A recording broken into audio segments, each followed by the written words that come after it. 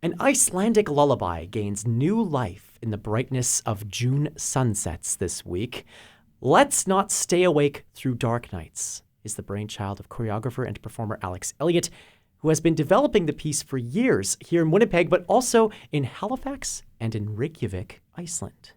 The show is a confluence of Icelandic and Indigenous perspectives that explores the connections between people under the Nordic nightscape and beyond. The show opens on June the 11th at Théâtre Cercle Molière, but ahead of that, Alex Elliott and costume and set designer Brenda McLean join us here in the Classic 107 studios. Nice to see you both. Thank you for having us. Yeah, hi. Wonderful to have you both here. Maybe we'll start with you here, Alex, which is that this piece has been, as I mentioned, in the work for many, many, many years. What will it be like for you to finally see the culmination of all of this work on stage this week? Yeah, great question.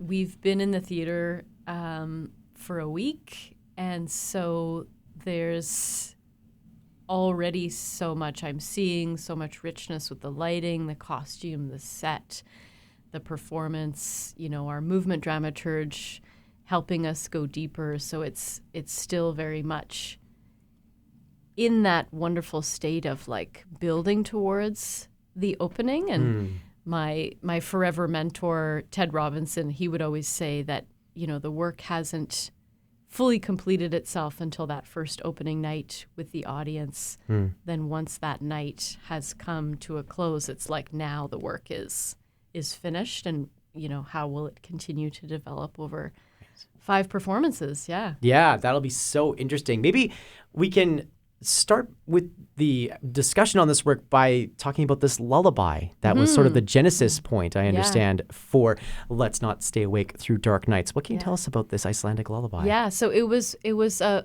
sort of a task I had set for myself when I was going to Iceland for a residency called SIM. So before going, I thought I had this idea that I wanted to be using my voice. And so I thought, well, what if I found an ancient or an Icelandic lullaby and perhaps, found someone who would be interested in teaching it to me. But I ended up just finding this really beautiful, eerie lullaby called Sofðu unga ástun mín. And that was the beginning of the source material when I was in Iceland. So I was there for a month and was mentored by a sound designer or a music technologist, Adrian Barry.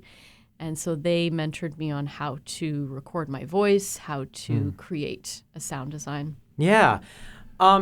Maybe we can bring you in here, Brenda, to say, what was your first reaction when you heard this lullaby in its context for the first time? What were your reactions, and what were the sort of creative synapses that were able to be fired in your work as a costume and set designer as a result? Yeah, well, Alex was in Iceland, and she was thinking about this piece, and she contacted me via email, and she said, I have this piece I'm working on, and I want to take it to the Fringe, and would you be interested in coming on board and collaborating with me? And here's this lullaby that we're using, and so it was like a big inspiration for the piece, the lullaby, and it brought like connotations of like this kind of like deep, methodic kind of world to the piece, and I think it was very inspiring. You sang part of it as well, and recorded it and sent it to me, and it just brought up some imagery for the piece. Yeah. How then do you take a lullaby like this and translate it into your art, into your performance, to make it something that is truly your own, that also resonates across the centuries for which it seems like it has been sung in an Icelandic context? Yeah. So I quickly found out that this lullaby was, even though it's ancient, it was taken by a playwright and poet by the name of Jóhann Sigurjónsson. And in 1911, he included this lullaby in a play that he wrote. So it was sort of a historical fiction based on the true lives of 2 outlaws, Halla and Eyvindur, and they lived in the 1700s, and they were outlaws. So when I finally found this book at the library in Reykjavik, I was chatting with one of the librarians, and she said, "Oh yes, we've all sung this lullaby to our children." And she said to me, "It's kind of odd because it's very scary. It's the words, what it alludes to is very sort of eerie, but it's such a beautiful melody." Even in preparing for having this conversation with the two of you and reading the translation myself, I was struck by, it's eeriness, it's darkness, but also there's some very sort of difficult life choices that you have to then sort of make under pressure, it seems like, in the context of this lullaby. How then, Brenda, when you get the context and the translation of this, how do those tensions maybe live in the work that you do to bring this to life on a visual level through costumes and sets? Yeah, there's two parts. There's the lullaby, but there's also the play. So I work primarily in theater. And so I do costume designing for theater, and also sets. But so we had the lullaby, but we also had the play, this Icelandic play. And so through reading the play and also listening to the lullaby, there's imagery, there's themes that come from the work that you can take and bring into this dance context, which is very different than theater. Like theater is very narrative, but in dance you can pull out sort of symbolism or imagery or themes and kind of highlight those in a design context. So there were certain things like the set in the play. It talks about that the child is tied to a rock. And so in the set design, there's this large rock and there's these ropes. And then in a costuming perspective, we have they were clothed in sheepskin. And so what is the dance version of that, to be clothed in sheepskin? And so I was interested in this idea of wool, because when we think of Iceland and we think about the world of like the clothing of Iceland, we think about those knit sweaters, those wool sweaters. So taking ideas, we ended up wet felting some silk. Oh, wow. For the show. Yeah. Okay. There's this confluence of so many different things that are coming together in this piece, not only the different perspectives between theater and dance, but also these different cultures, which we'll get into a little bit more in just a second, but also the inspiration points for this piece, Alex, because as we mentioned in the intro, this is a piece that was developed in Reykjavik, as you've been talking about, but in Winnipeg and in Halifax as well through different residency programs. What do you take away from each of those experiences in each of those places that you then bring into Let's Not Stay Awake Through Dark Nights? Yeah, the Halifax component was really lovely. We only had 5 hours. I worked with Suzanne Choi and Sam Penner. And so we had this really exciting 5 hours for me to kind of transfer the early development of the work, the phase that it was at the time. I brought the rope. Suzanne had these amazing rock pillows that we used. And so after those 5 hours, we have a dinner break, and then we performed this kind of workshop in progress.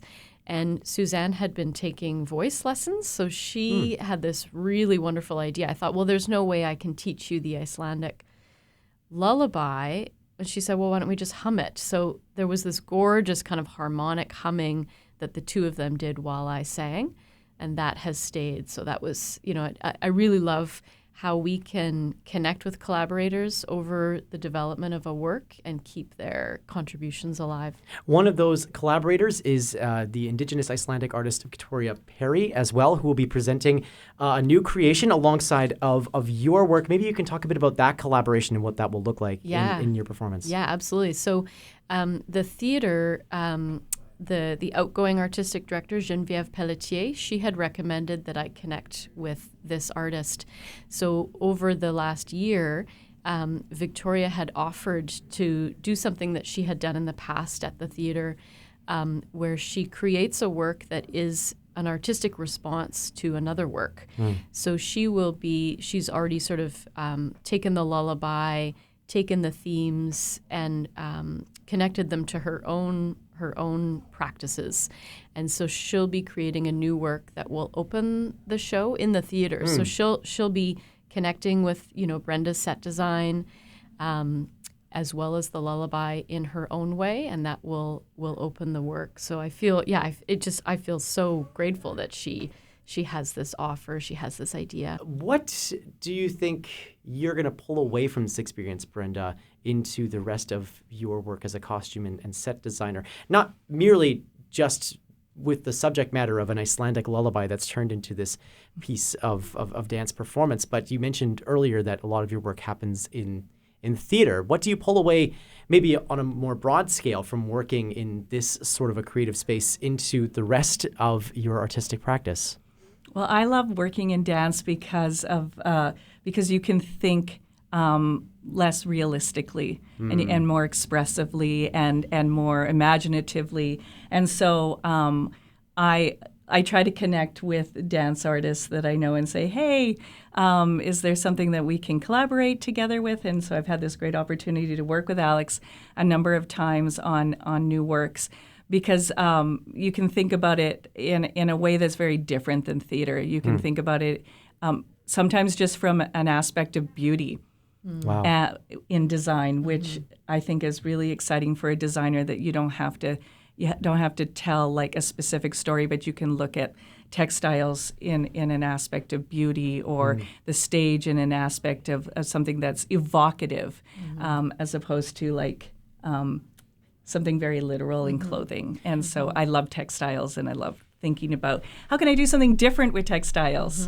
As you're talking, it strikes me that there's maybe less of an element of pragmatism in something like this, although of course you're making sure that performers can stay upright and not trip over various garments and the like, I'm sure, but also that it's so interesting for you to consider different materials and the things that you use in this way without having to tell a very literal story. Maybe in a similar way, Alex, when you're planning a piece like this that you've been working on for so many years, how do the dance moves, maybe do they suggest a story that you're hoping to tell, like the play that is so much an integral part of the inspiration for Let's Not Stay Awake Through Dark Nights, but also is there more of that generality that Brenda was speaking about with the aesthetics of the movement, suggesting a mood or a feeling of the characters as opposed to a literal story? Yeah, that's a great question.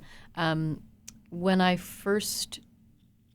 was first generating movement in Iceland, I shared a video with my movement dramaturge, Ali Robson, and then again through the first iteration in the Winnipeg Fringe Festival. What she was able to feed back to me was that the dance is doing what the play cannot do. It's providing like a subtext. It's providing almost like an emotional landscape of Hatla's journey, her emotional journey. It's providing sort of images and moments of the horse, of the blackbirds that come to her in a dream. So what I love about Ali's input is I can really just continue to work with the movement, work with what my body's giving me, and then she helps feedback what is actually happening, what it's providing.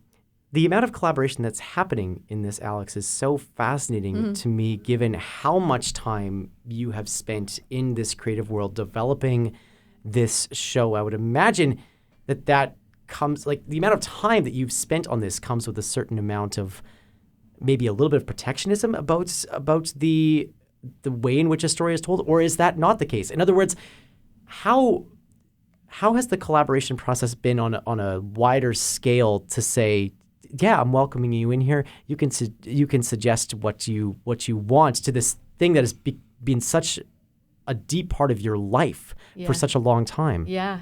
That's a great question, because that was a big moment in my sort of choreographic career. There was this shift when I realized, I don't have to do everything myself. I don't have to figure out how the lights should be, the set, the costume, because my work always has involved so many of those elements. And so when I realized that I can, collaborate, I can find the amazing artists who are experts in these areas. And once I started to be able to work with other people. It was so exciting for me to not have sort of this intellectual property or this ownership of the work. I think because of the people I work with, I want them to have all the photos, all the videos, and to then use that material, to further their careers, to deepen their processes. And what I love is, in the end, when we can come to a place where we all feel proud of the work, where we all feel that we've had like a lot of input. So that's why I love to work with collaborators right from the beginning, so we can create it together, really. Wow. And it strikes me as also being quite a gift to be able for you to be able to invite all these different people in and then to share the things that you've learned, the things that you have loved for this whole time with collaborators like Brenda. Yeah. The show runs, Let's Not Stay Awake Through Dark Nights, that is, runs from June 11th through 14th at 7 o'clock, June 15th at 2 p.m. at Théâtre Socle Molière on Provencher Boulevard. Tickets are on a pay-what-you-can basis and are available at alexandraelliottdance.com. We will link to those tickets at our website as well, classic107.com and the Classic 107 app. Alex Elliott and Brenda McLean, this has been an absolute joy to hear about, and all the best for the run of this show. Thank you so much for having us.